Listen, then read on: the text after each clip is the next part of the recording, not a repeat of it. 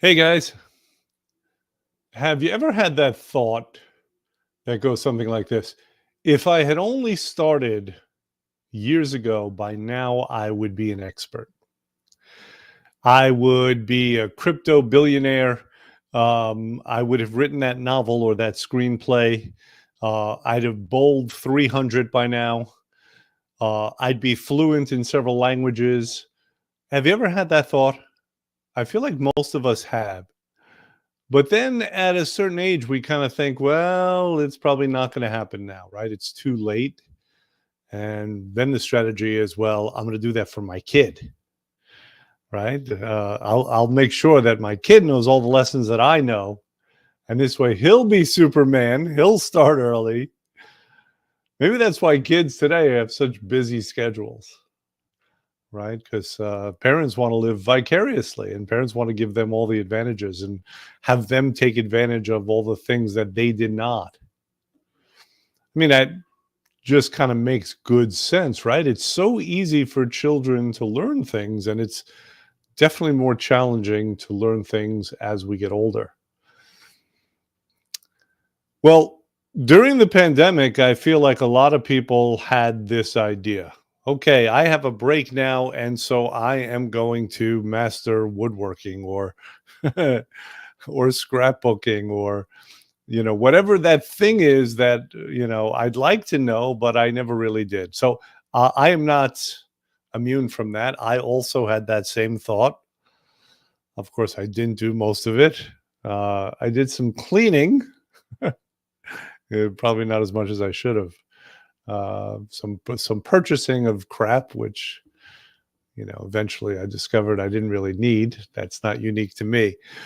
But one of the thoughts I had is about learning a language. And of course, I did not do it. But that thought's been creeping up on me more recently. And I decided finally to do it. Okay, I'm going to learn a language. I have time in the sense that I have a long commute. And generally, I listen to podcasts or audiobooks, what some of us are still calling books on tape. I might do that, listen to some YouTube videos, make some calls, things like that. But I decided, you know what? Let me take advantage of this time.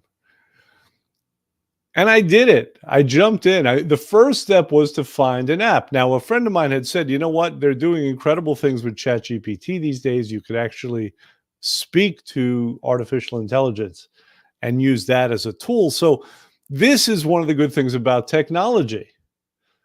Technology has this tipping point, right? Where it's beneficial, it's beneficial, it's beneficial, and then it's tragic. At least that's how it seems to me. So the first step was to find the right app, and I looked for AI apps and things like that. I never really found it, or actually, I thought I did. I chose an app. I mean, that's the kind of research that could take days and days and weeks and whatever. And I was committed to not having that happen, right? But I put in, maybe a couple of hours, and then I decided to make a choice. I thought this app was AI. I don't know why I thought that. I got the impression it's actually not. The app I'm using is called Pilmsor, which is a kind of a weird name. It was the name of a doctor who created this learning method of learning languages, Pilmseur. It's like $20 a month. You have a choice of 51 languages. So I chose this particular app. And although it's not AI, it is sort of interactive because the method involves repeating what they say, answering questions, in the language of choice, right? Playing these little kind of games, having mock conversations. It's very well thought out, and it's a good thing. And we'll get back to it a little more in a few minutes. But I just wanted to say this: when setting out to learn something, it's not necessarily easy. It's certainly not easy to learn a language. There are a lot of barriers. I think that the first barrier, though, is emotional. The first barrier is our own intimidation at setting out to learn something new. That right there could easily stop a person in their tracks, right? It's a big thing to kind of confront. Should it be? Probably not. Maybe that's why kids learn better for the most part than adults, because they don't have that intimidation factor. They're just all about exploring. But for us, there's all these questions. Can I do it? Will it be difficult? Will I get lost? And I don't know. I don't know yet. I'm 3 weeks into this, but I don't know if that intimidation factor will ever go away. My sense is it will. I will get to a point where I'm conversant enough that I will no longer be intimidated by it, just like I'm not intimidated in general to learn new words or phrases or sentences in English. I don't think I am. I guess it depends on the complexity. But yes, that is my hope. My hope that it will stop being intimidating. But 3 weeks in, it is still intimidating. And it can get even more so because of complexity, because it's one thing to learn simple words and phrases, and then it's another thing to learn complex sentences, putting all those words and phrases together, stringing them together. And especially when you consider the different rules of the languages. Different languages obviously have different rules. Some are gender based. English, fortunately, is not as gender based as a lot of languages. The verbs and adjectives can go for both things. Like, in Spanish, for example, if it's an ah sound at the end, it's feminine, and if it's an o sound, it's masculine, and you have to match these things up. And we might have different words like beautiful and handsome. One that's more applied towards females, the other that's more applied towards men, but we don't have to change the forms, right? And we're so used to it anyway. Obviously, it's not a big stretch when you've been speaking English all your life. So that's an example of the rules. But then you get into these things where the rules are not consistent, where they change. So that intimidation factor hasn't stopped yet. And I don't know that it will, but that is, I think, the first kind of barrier that needs to be overcome when learning something, probably anything, but certainly a language. It's funny. I had this thought about this idea, the initial thing that I started with, like this idea that, boy, if only I started sooner, at this point I'd be expert. And it reminded me of the movie Bill and Ted's Excellent Adventure, where they were time travelers, and at the end of the movie they save the world. And their dream is to become the greatest band ever. And they save the world, and now they have this gigantic audience, and they want to sing their song, and then they realize they don't know how to play any instruments. So they have a great solution. Their solution is they simply go back in time 20 years and they become extremely proficient. They come back a second later and they are amazing musicians. And that's what we wish that we could have done, but of course we haven't. So getting back to the learning the language and the barriers in doing so. And again, these barriers are probably not unique to learning languages. I'm sure they're universal to learning. But let's take a moment and just talk about the significance of, why are we talking about learning when everything that I'm supposed to be talking about has to do with health and weight loss? Right? That is, after all, what I do. I help people with that. Well, we don't seem to learn our lessons when it comes necessarily to losing weight. We don't always learn how to do it, other than some very simple formula, eat less, exercise more, or, eat fewer calories or cut out carbs or something like that. We tend to do the same things over and over again. What if we could overcome that? What's possible if we could overcome that? And that is really the appropriate question. What is possible? How wonderful would it be? Because that question can mitigate that intimidation about starting in the first place. We have to psych ourselves up often. We have to build up enough energy and momentum within ourselves that we're willing to get going to overcome that intimidation factor. And the appropriate attitude is probably, how wonderful would it be if? Starting with imagination. Starting like a child does, to the degree that a child is looking forward. Starting just with the interest about it and the excitement about it, without it necessarily being hype. Okay, does that make sense? Okay, good. But inevitably, we are going to run into these barriers, and it helps to know them. It helps to understand the terrain, because if we know them, at least we have a chance of overcoming them, and we're not going to be blindsided. And this is the interesting thing about learning a subject, learning a language, is what an emotional process it is, and a process of discovery about how we interact with information, about our own emotional crap that can get in the way.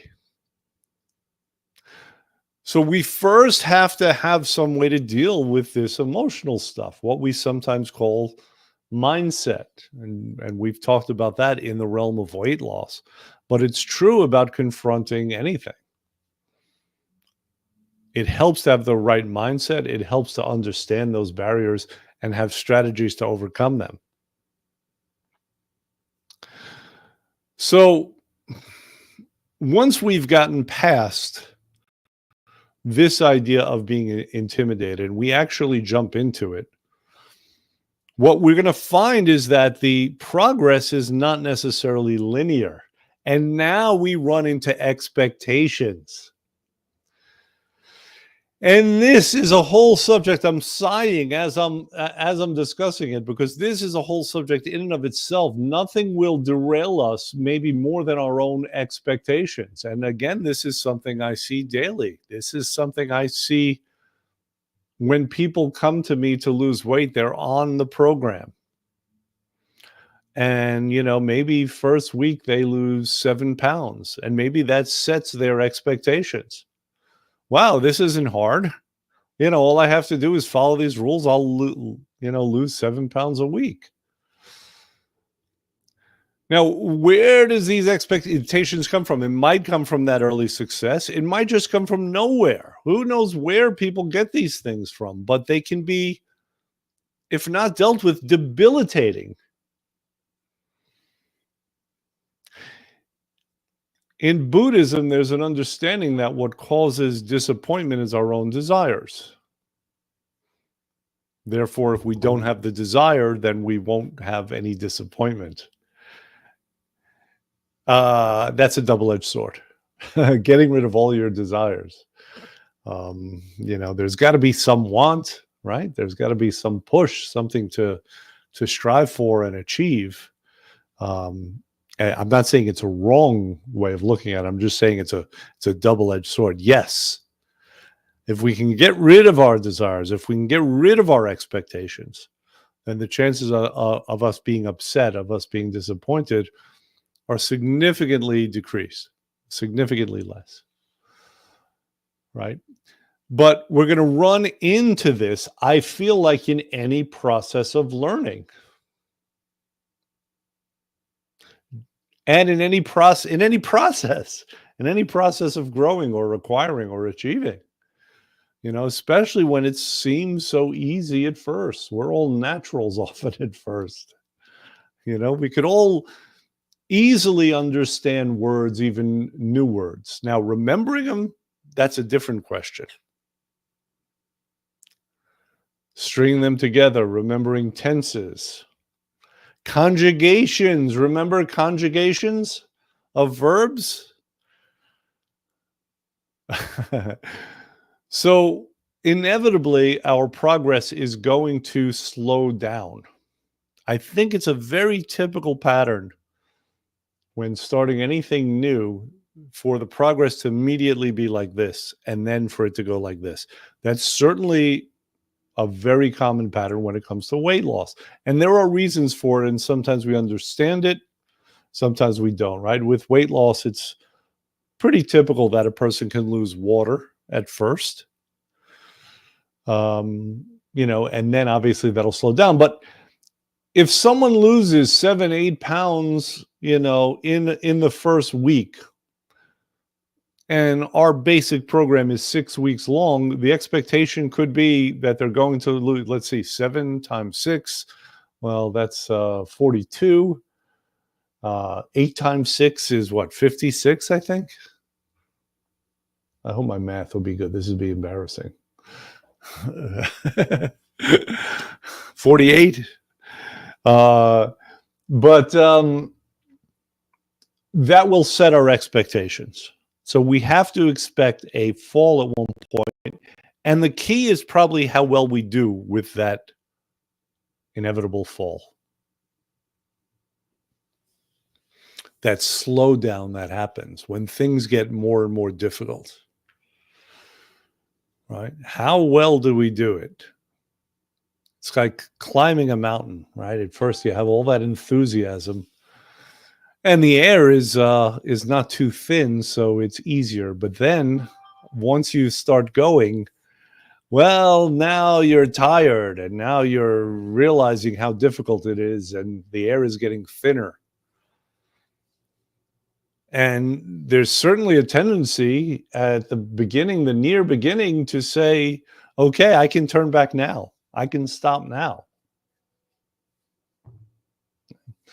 So how do you combat that when it gets difficult? Well, the first expectation is to know that it's going to be difficult.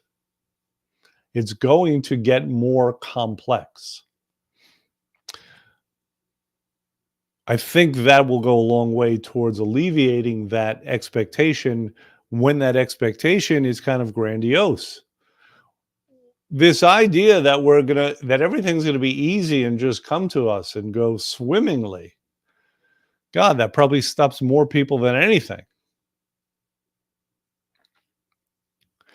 So I think the intimidation factor, the expectation factor, especially when the real world does not conform to those expectations, I think those are probably the two biggest emotional barriers that we're going to run into, and they have to be dealt with in some way, whether it's teeth gritting or reframing it and getting a different perspective on it, or having a deeper understanding about what the process actually is and why that happens. We must be able to overcome those emotional barriers that could easily stop us, or that could easily allow us to stop ourselves. But then what we're going to find is we're going to run into technical barriers also, right? So please understand this, that not everything is emotional. Not everything is a matter, or I don't know if emotional is the right word, but character driven. Not everything's personal, because we have a tendency to do that when we're having trouble with something. The tendency is very often to be like, "Oh, I suck. I can't do this." Right? Is to make it about character, to make it about ourselves, but very often these problems are technical. It reminds me of a story. I've told this story before at some point. But there was a young man who grew up with terrible self-esteem problems.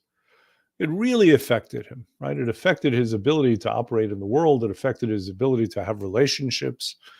He was just really sure that he was unworthy.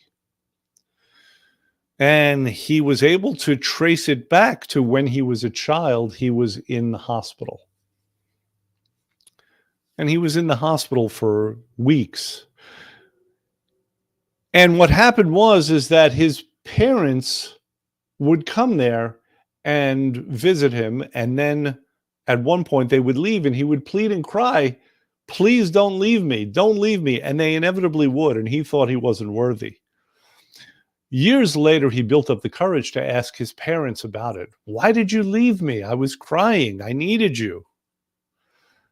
And they said, "Son, visiting hours were over." So you see, what he internalized was something about him and his worthiness and his character when it was a simple technical problem. And we do that over and over and over again.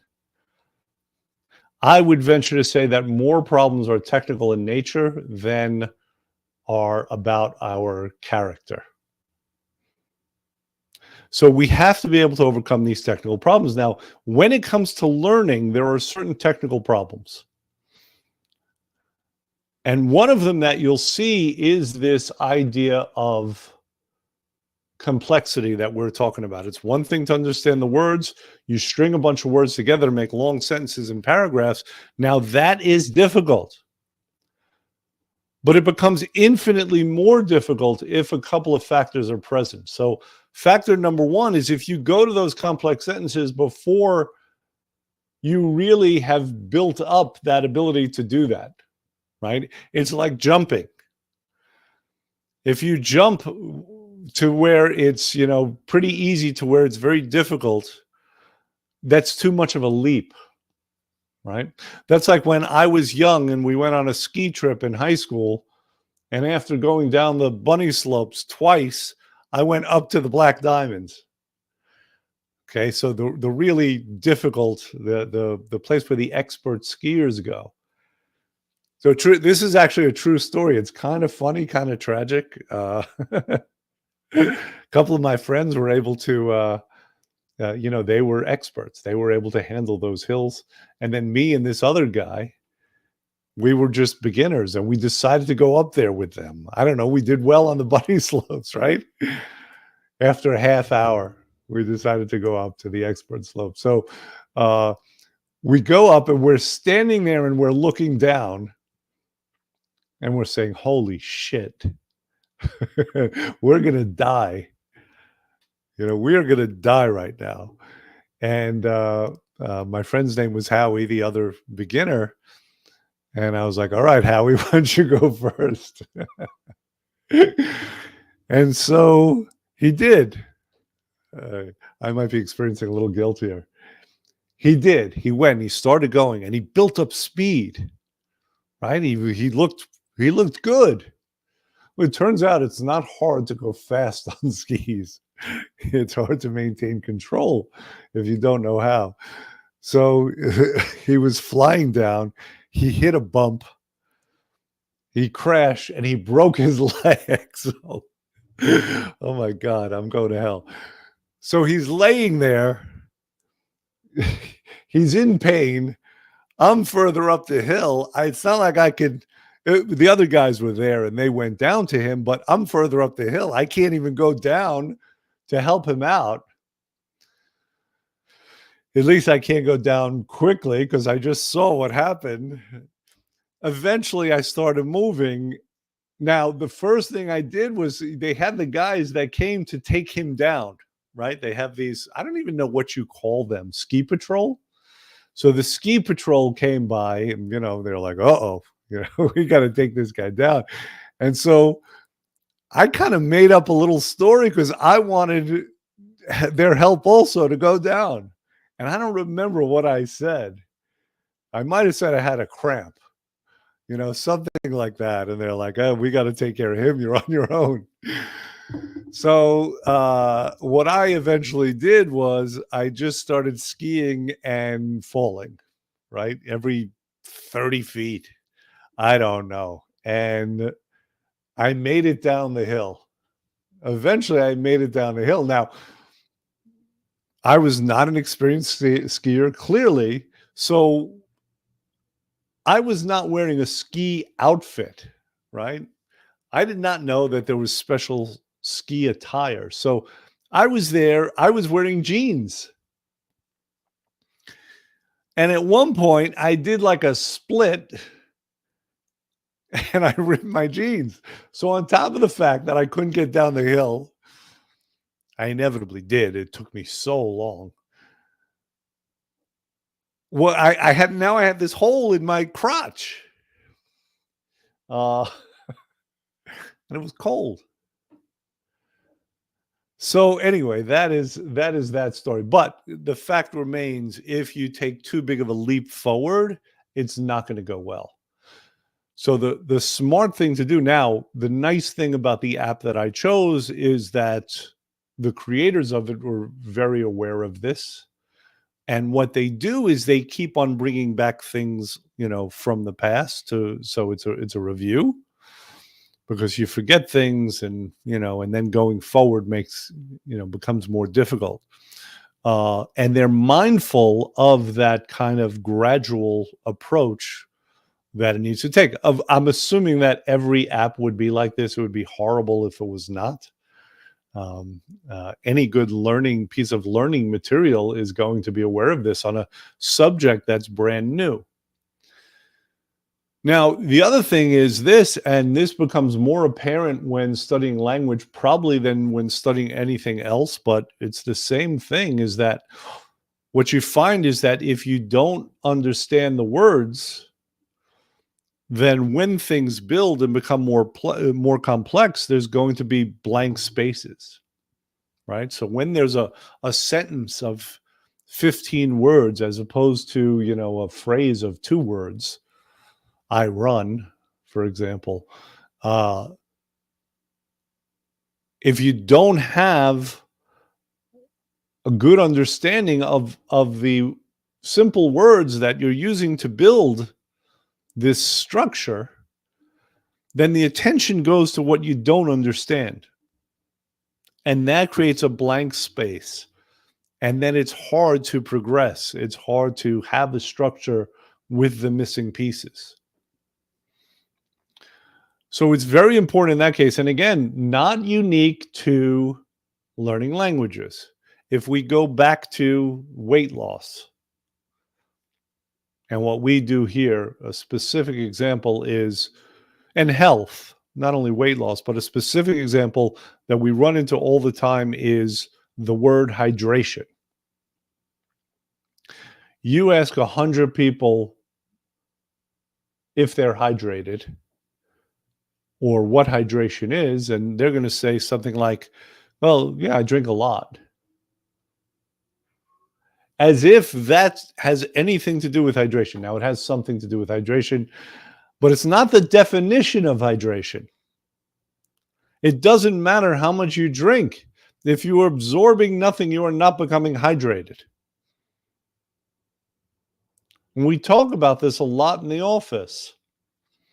And part of my job as educator is to have people understand this, because if someone weighs 150 pounds and they're drinking 150 ounces of water, that's way too much. It's going to go through them.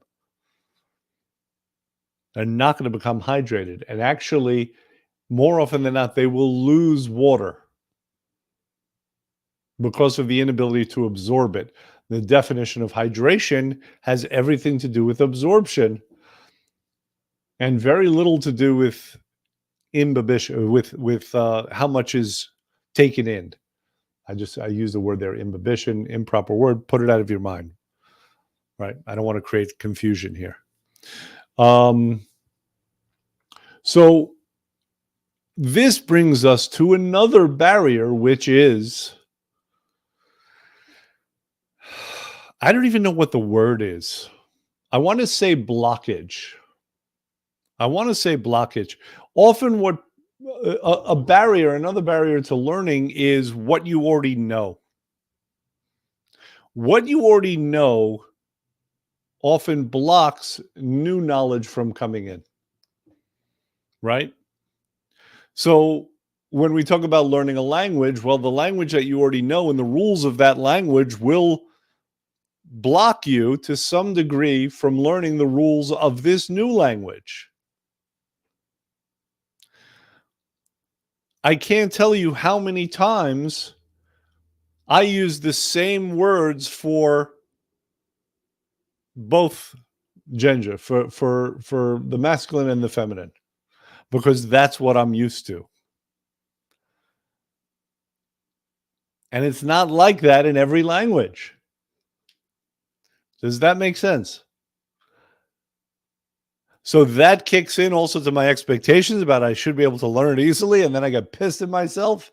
Why can't I learn? Well, that's one of the reasons. It's very hard to kind of root out the old and to replace it with new knowledge. And this is one of the reasons, combined with the misdefinition, why my clients have so much trouble with the idea of hydration, meaning not necessarily drinking more. So I have people, and I swear I've said this a dozen times, you know, we measure when a person comes into the office, we measure hydration. We see what's going on. We know, and I'll say, you're losing water. You're becoming less hydrated. And they'll say, oh, so I need to drink more. Well, we've gone over this a bunch of times. Not necessarily. You need to absorb more. So between these two phenomena, right, the one being a misdefined word, or a word that was never defined, and this kind of blocking of new knowledge because the old knowledge has kind of taken root. And it's not easy to give it up, to let something new come in. Between those two phenomenon, it can be very hard. And it's frustrating for people who are trying to teach you, because it becomes constant repetition. Now, that repetition is vital. Repetition is one of the keys. Repetition, I believe, I hope, will inevitably wear down some of these other things. Right? The blockage that takes place. Repetition should overcome that. Repetition will increase certainty. Right? Repetition will inspire confidence that you can do it. So these things are really important. I have a lady who, for, I don't know, over a year now, has been reading my book every morning. The book called Keeping It Off. It's so important for her to get the fundamentals and the understanding of the principles of keeping the weight off that she reads the book every morning. I mean, God bless her, right? I'm not suggesting that everybody do that, although it is a good book, right? But this is another barrier that we see. Now, here's another barrier, another thing that I'm running into that people inevitably run into is boredom. Repetition is necessary, but repetition can lead to boredom. Doing the same thing over and over can lead to boredom. It can also lead to mastery, right? There needs to be kind of change, at least little changes. And everyone is different in this regard, right? Because some people want everything to stay the same forever. Some people want to be able to progress. I know for me personally, in learning this language, I'm going to have to speak to people eventually. I'm going to have to immerse myself. So I'm going to need some new tools, some new situations. I know that already. The tool that I have is great, but it's great for building a foundation. Think of it like a musical instrument. I mean, we can only learn chords so much before we want to play songs or improvise or something like that, before we want to start playing with others or writing. Some people do better with it than others, and God bless those people. God bless, God bless a musician who can play chords for the first 3 years or something. I mean, that's an amazing foundation. I don't know much about musicianship. I gave it up. I gave up trying. That was one example of failure. Maybe had I known then what I know now, I would not have. Maybe if I can go back in time using a magic telephone booth, then I'll be able to learn to play like Bill and Ted. Okay.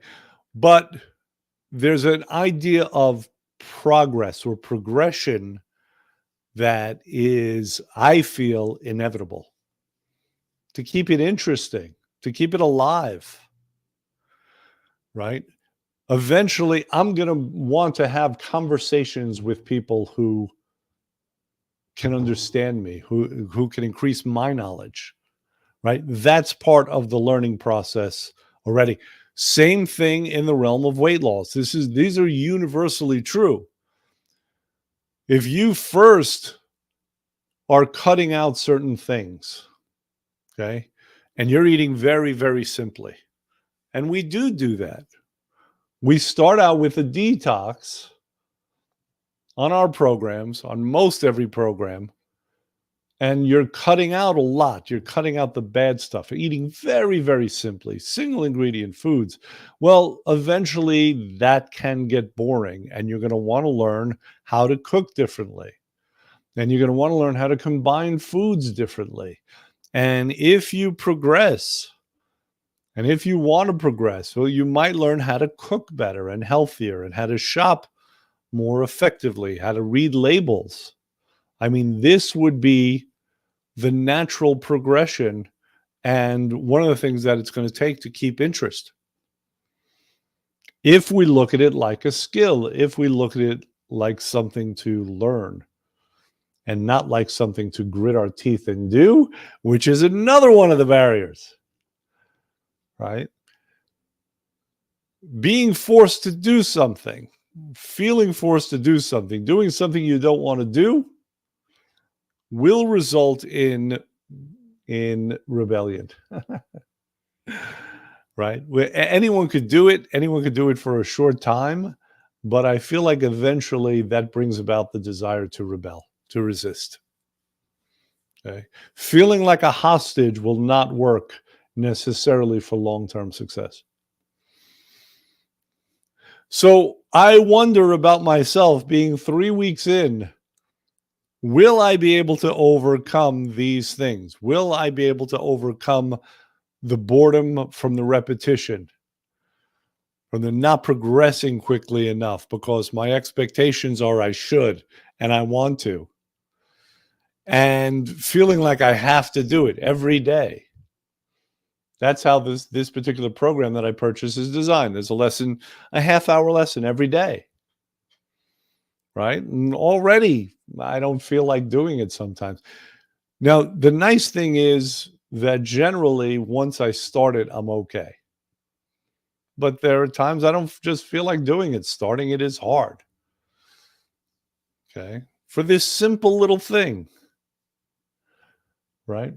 So I think this is a good overview of what we run into when we're trying to learn something and why learning can be so difficult. But I will tell you this, it is so necessary. I feel like we start to die when we stop learning. And that the most noble thing that we can be and the most practical thing we can be at the same time is students. We're thrown onto this ball, right? And there's so much to learn, to explore. And yet, because of the difficulties and the complexities of learning and exploring, sometimes we lose our desire to do those things. Right? It's not ideal. The people who win are the people who maintain that interest and that desire. and that know how to overcome these barriers. And that's why I feel like a student is the most noble thing and the most practically successful thing we can be.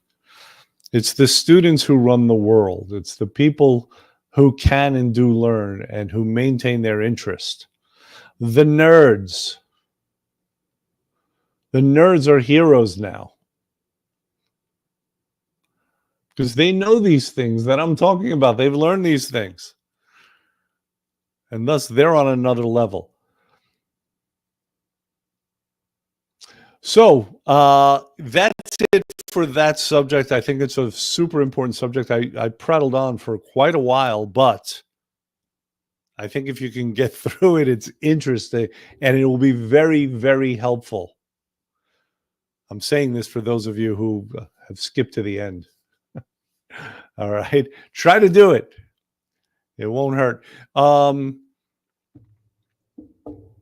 We are in the middle of the election cycle. It has started. As promised, the stress of it has increased. The drama of it has increased. That will continue. That will continue beyond Election Day. Okay? Don't make yourselves crazy. Have fun. Vote early. This has become a big thing these days. Nobody used to talk about it anymore. It wasn't a source necessarily of trauma. And now it very well may be. Okay? So be smart. And I will speak to you next week. Take care.